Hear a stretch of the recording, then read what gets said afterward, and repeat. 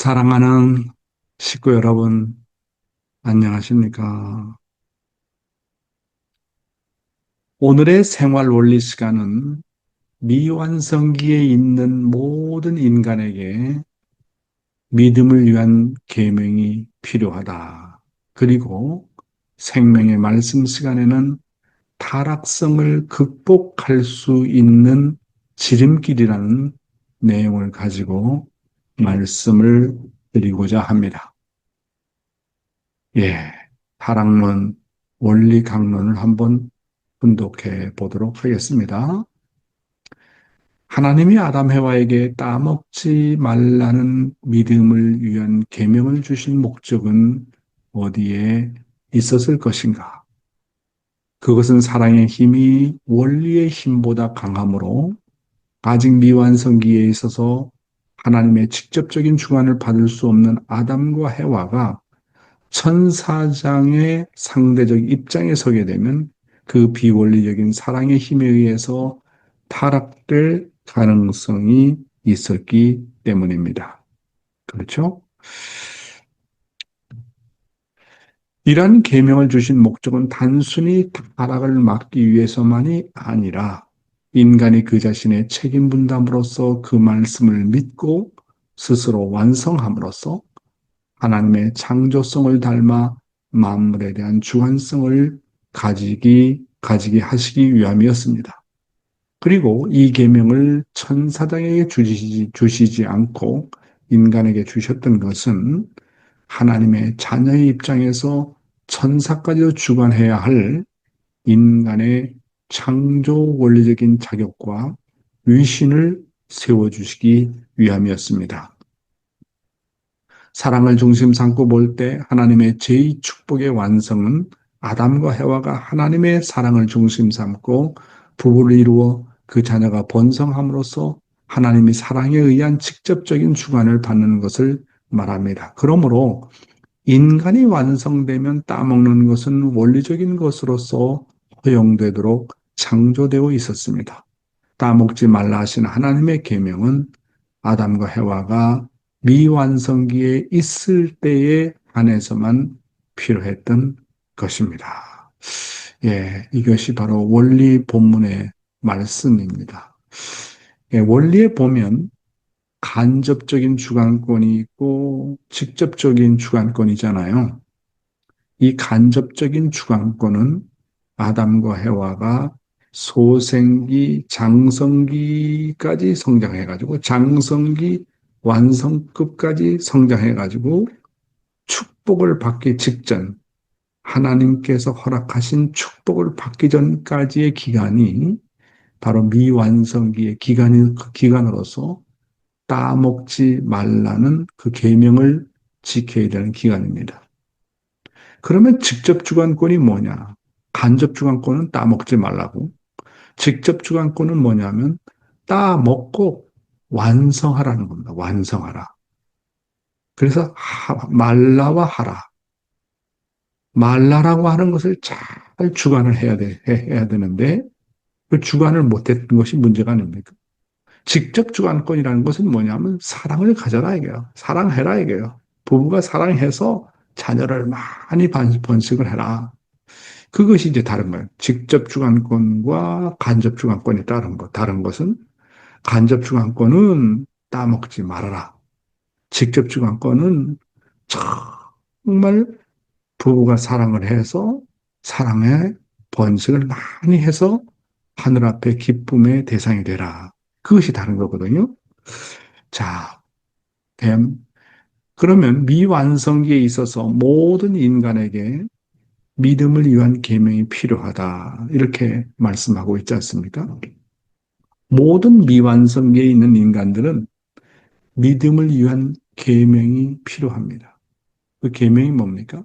따먹지 말라는 거 아닙니까? 따라서 타락론을 통해서 모든 사람들에게 믿음을 위한 계명을 절대적으로 소유할 수 있도록 교육을 해야 됩니다.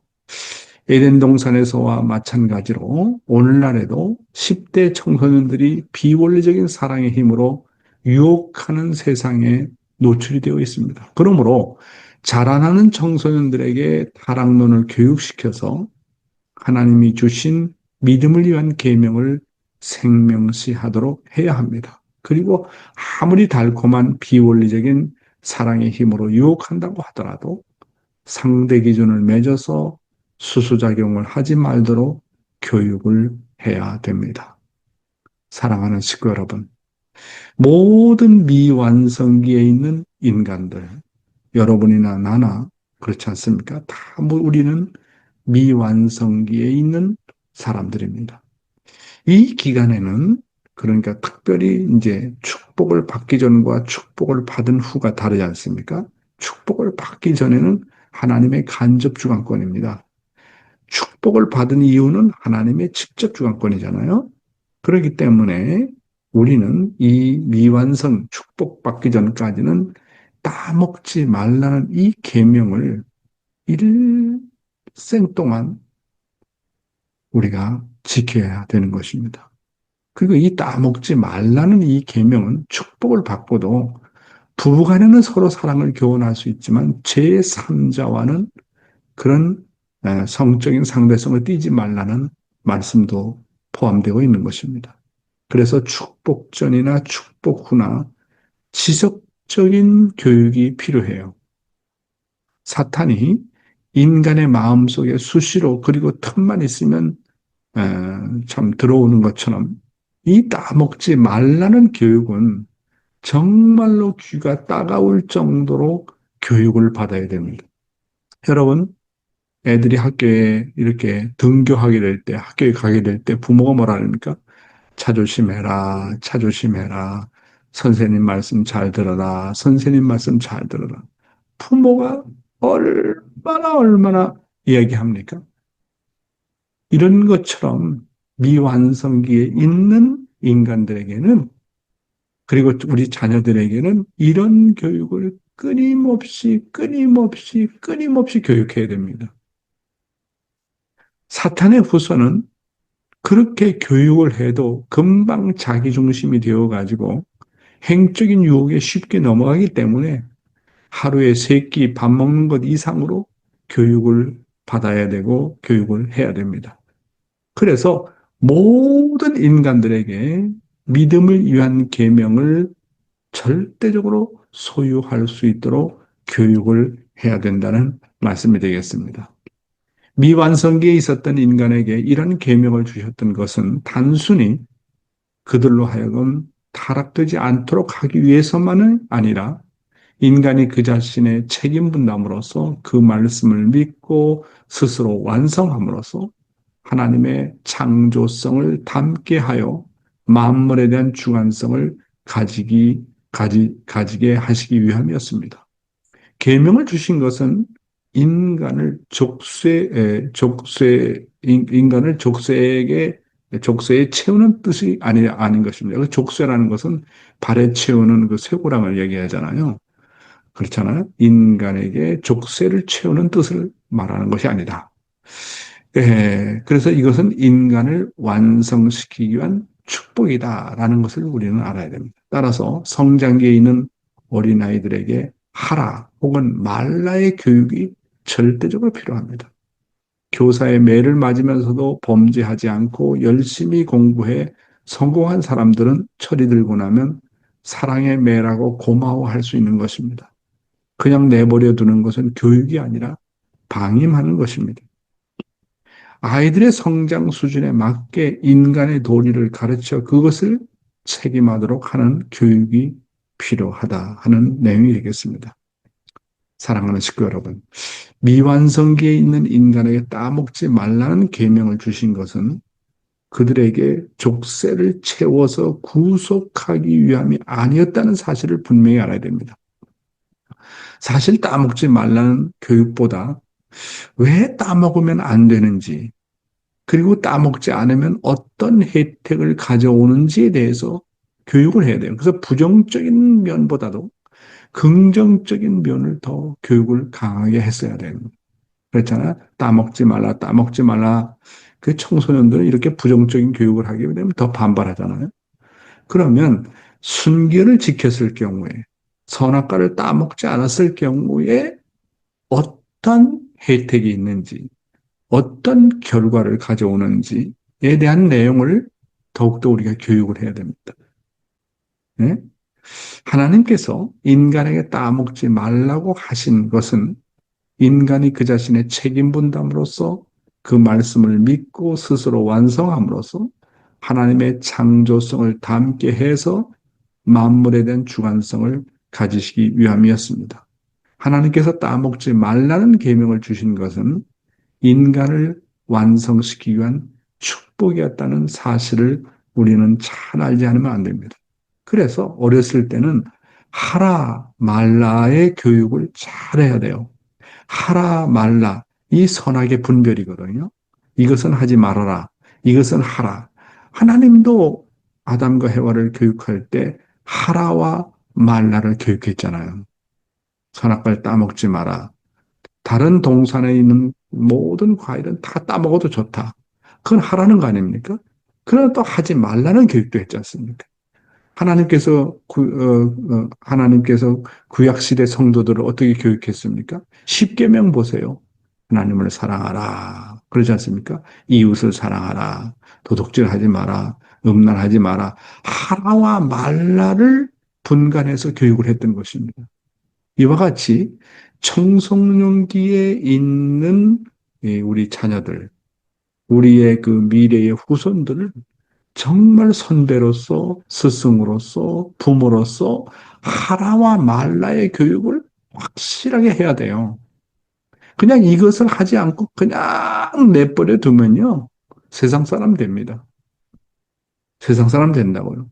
하라와 말라는 것을 정말 애들을 학교에 보낼 때마다 정말 자조심해라, 자조심해라. 우리가 부모가 자식에게 그렇게 교육하는 것처럼 늘 그런 교육을 해야 됩니다.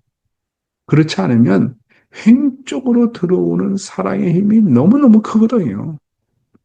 그러면 우리 2세들이, 축복 2세들이나 3세들이 타락하는 걸 보면 엄마가요.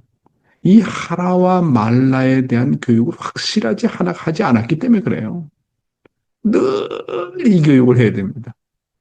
이 교육을 생명시처럼 생각해야 되는데 그냥 밥만 먹이고 학교 때가 되니까 뭐 학교 공부 보내고 그렇지 않습니까?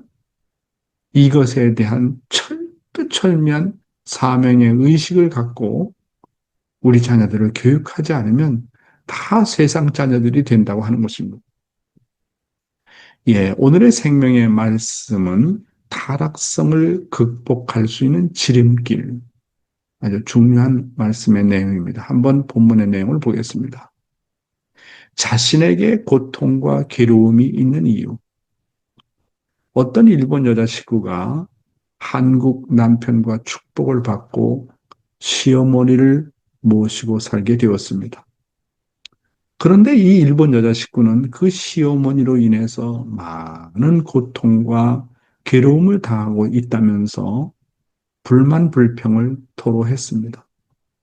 그런데 여기서 그 일본 부인이 생각해야 될 것은 왜 그녀가 시어머니로 인해서 고통을 당하느냐고 하는 것입니다.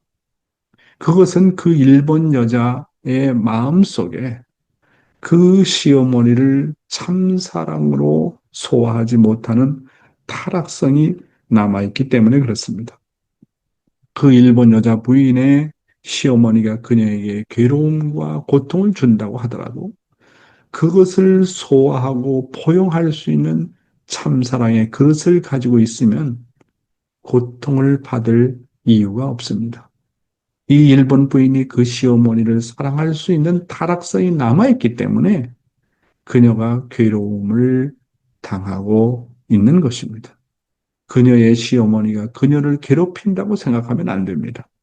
하나님이 그 시어머니를 통해서 그 일본 부인을 훈련시킨다고 생각해야 됩니다. 그 일본 부인은 그녀의 시어머니를 소화하지 못하는 자신의 타락성이 자신을 괴롭히는 것입니다. 이게 다만 뭐 일본 부인에 대한 내용은 아니잖아요. 사랑하는 식구 여러분. 우리가 참사랑에 대해서 공부를 많이 하고 있습니다. 참사랑은 뭐라 그랬습니까? 원수까지도 품고 소화해낼 수 있는 사랑이라고 배웠습니다. 우리가 어떤 상대로 인해서 고통을 당하고 괴로움을 당할 때 설령 문제가 상대방에 있어요. 하나님이 볼 때라도 누가 볼 때라도 문제가 상대방에게 있다고 할지라도 상대방에게 문제가 있다고 생각하게 되면요. 나의 심령이 어두워집니다. 그리고 타락성을 제거할 수 있는 길이 없어요. 그래서 상대와의 문제와 타락성을 볼 때 그것은 내 자신에게 문제가 있다고 생각하고 반성하지 않으면 나의 타락성을 제거할 길이 없어요. 그러니까 또 이 부부의 타락성을 제거하는 문제뿐만 아니라 남편은 남편의 선조의 타락성을 상속받은 것이 있고 아내는 또 아내로서 뭡니까? 선조로부터 타락성을 상속받은 게 있어요. 그러니까 역사적으로 치료해야 될 탕감도 있고 부부의 타락성 때문에 제거해야 될 타락성도 있는 것입니다. 그러니까 선조의 타락성도 나의 타락성이고 남편의 타락성도 나의 타락성이다. 이렇게 자기 자신에다가 문제를 두고 반성해야 타락성을 제거할 수 있다는 말씀 아닙니까? 그래서 내가 상대의 타락성이 보이는 것은 나에게도 그런 타락성이 있기 때문에 상대의 타락성이 보인다고 생각해야 됩니다. 내가 참 사람이 되고 참 사랑의 소유자가 되면 될수록 설령 상대에게 문제가 있더라도 그를 극률하게 보고 상대의 단점을 품으려고 합니다. 부모는요, 자식의 단점을 보아도 그 모든 문제가 자신으로 말미암아 기인했다고 봅니다. 상대의 문제를 자기의 문제로 생각하면 내 마음이 절대로 손해보지는 않아요.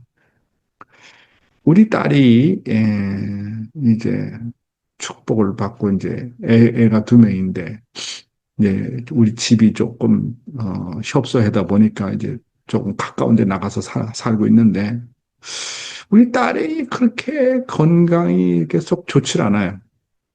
늘 몸이 약해가지고 지금 고생을 하는데 그래서 딸이 아픈 걸 보면 아이고 내 자신을 반성을 많이 하게 됩니다. 내가 타락성을 제대로 청산을 못하고 우리 자녀가 딸이 태어났기 때문에 저런 고통을 당하는 거 아닌가. 그래서 그 딸이 몸이 좀 좋지 않아서 아파하면 그렇게 제 마음이 아픕니다. 부모의 마음이 그렇구나라고 생각이 들어가는 거예요. 그렇죠? 부모의 마음은 참 자식이 아픈 것을 보면 참 참기가 어렵잖아요. 차라리 내가 당하는 것이 낫다. 내가 그런 병에 걸리는 것이 낫다. 이렇게 생각을 하게 되지 않습니까? 부모는 자식의 단점을 봐도 저것이 나의 문제점이라고 생각해요. 부모의 사랑과 심정이라는 게 정말 놀라운 거 아니겠습니까? 여기 본문에 어떤 일본 여자 식구가 한국 남편과 축복을 받고 시어머니로 인해서 많은 괴로움과 고통을 당하는 이유에 대해서 얘기하고 있잖아요.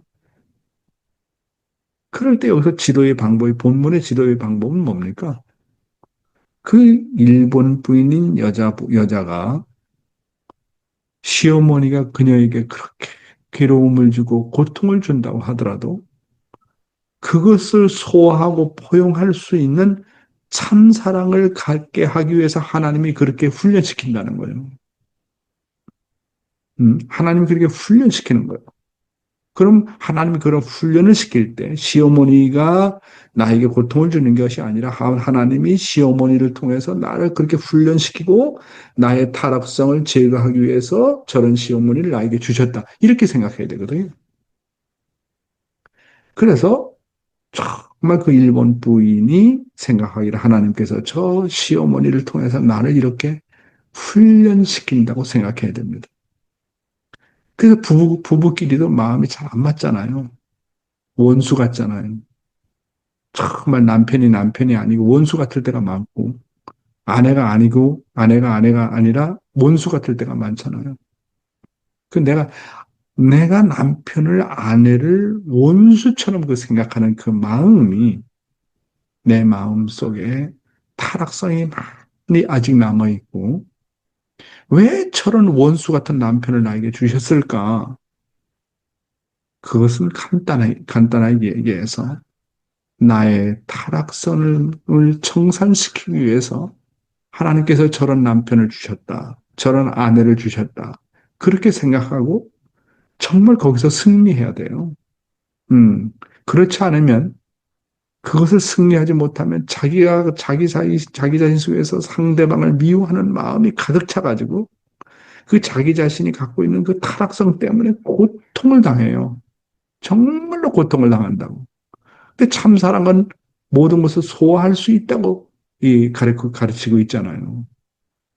참, 그래서 나에게 오는 고통과 괴로움이 결국은 정말 나의 타락성을 청산시키는 정말 중요한 이유도 되죠. 이제 또 한 단계 이제 나가게 되면 나에게 그런 고통과 괴로움이 오는 이유는 하나님의 지난날의 고통이 이랬었구나. 하나님의 괴로움이 이랬었구나. 참부모님의 고통이 이랬었구나. 괴로움이 이랬었구나.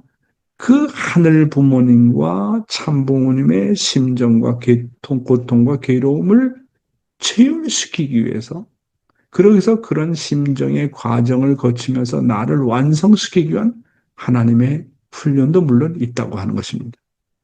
다음 내용입니다. 원수를 대하는 인간의 책임문다. 왜 하나님은 그 일본 부인에게 그런 시어머니를 주셨을까요? 그것은 하늘이 그녀의 타락성을 청산시키기 위해서 주셨다고 생각해야 됩니다. 그러나 오히려 그녀는 그 그래서 오히려 그녀는 그 시어머니를 오히려 감사하게 생각해야 됩니다.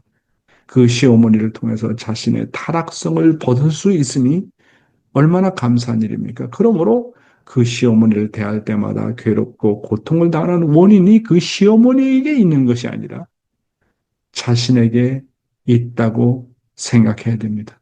이런 생각을 가져야 자신의 타락성이 청산이 됩니다. 고통과 괴로움의 원인이 그녀의 시어머니에게 있는 것이 아닙니다. 그러므로 문제는 내가 그 시어머니를 어떻게 대하느냐 하는 것은 자기 자신의 책임입니다. 시어머니를 원수로 대할 거냐, 아니면 문제가 자신에게 있다고 취급할 것이냐 하는 것입니다. 그런데 왜 시어머니를 탓합니까? 왜 하나님이 그런 시어머니를 자신에게 주었다고 원망합니까? 예수님은 십자가에 돌아가면서 자신을 죽이는 원수를 용서하고 사랑해 주셨습니다. 예수님께서 원수를 사랑하는 참 사랑의 모델을 보여주셨습니다. 이런 예수님의 모델 노정을 우리도 상속받아야 합니다. 사랑하는 식구 여러분, 우리가 우리의 타락성을 제거하는데 제일 좋은 방법이 뭐라고요? 내가 사랑하기 어려운 사람을 사랑하라고 하는 겁니다.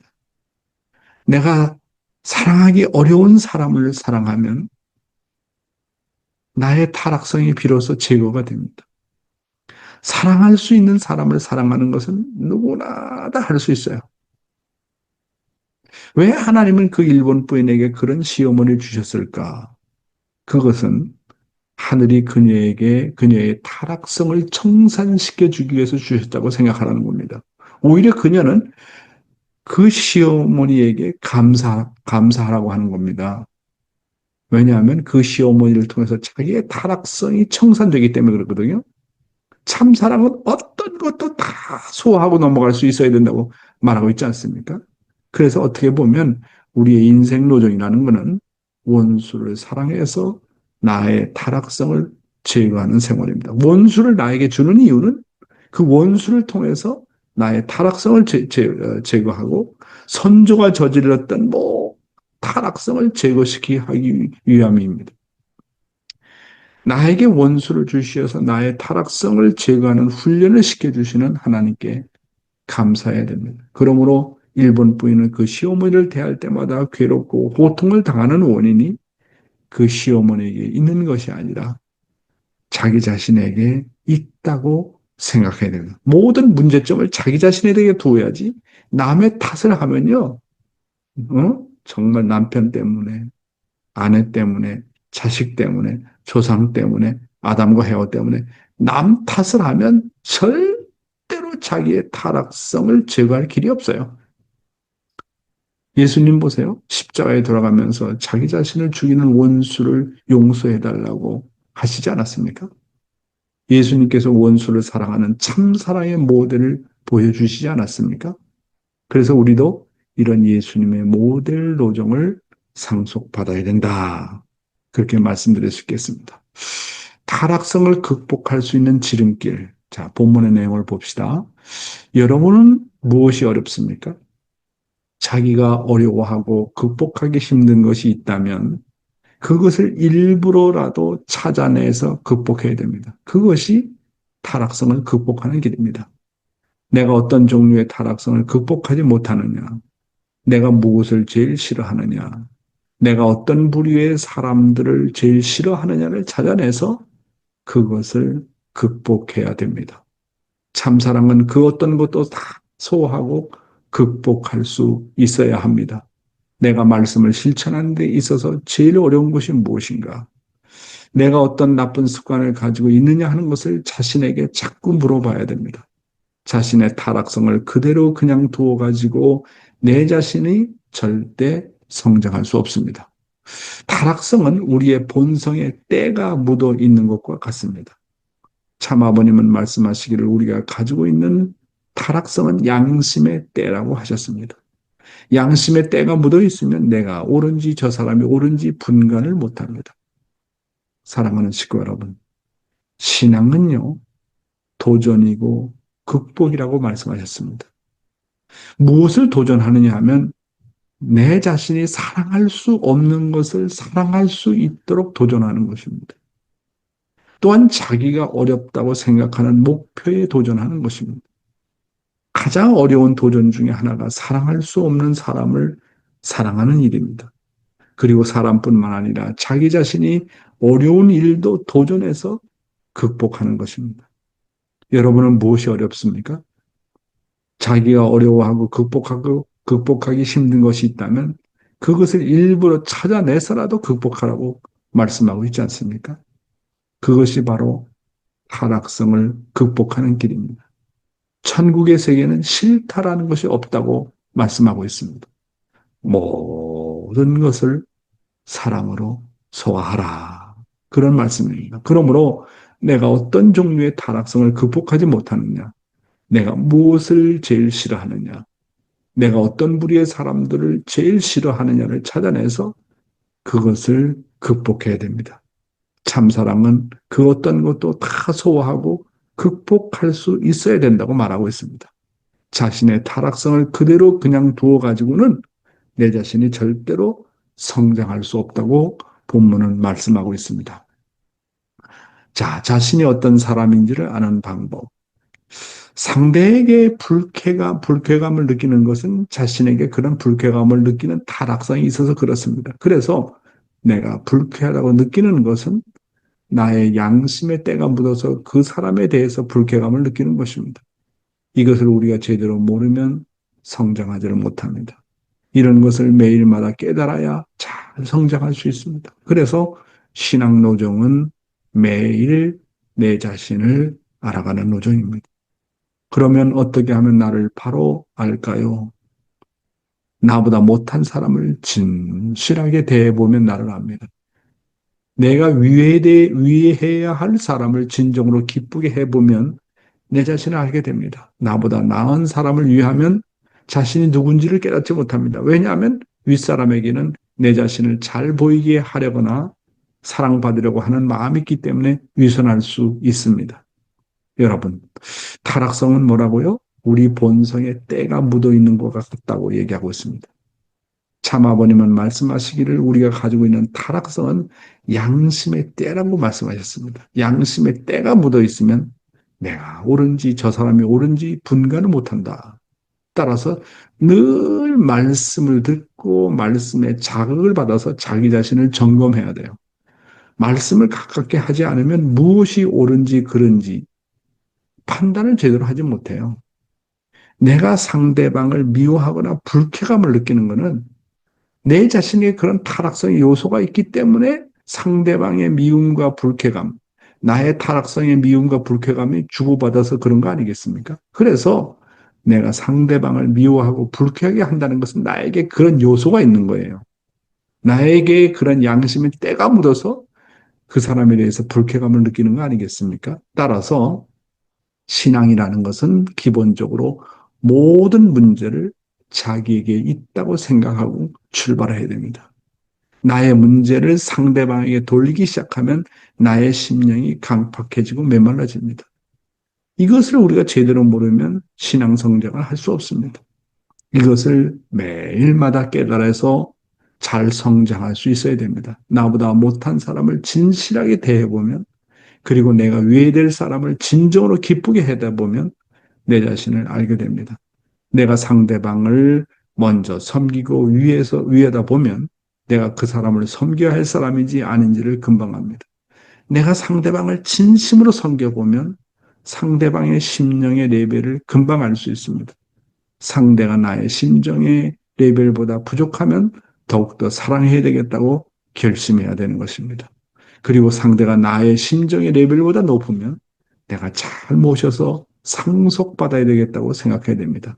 오늘은 타락성을 극복할 수 있는 지름길에 대해서 말씀을 드렸습니다. 감사합니다.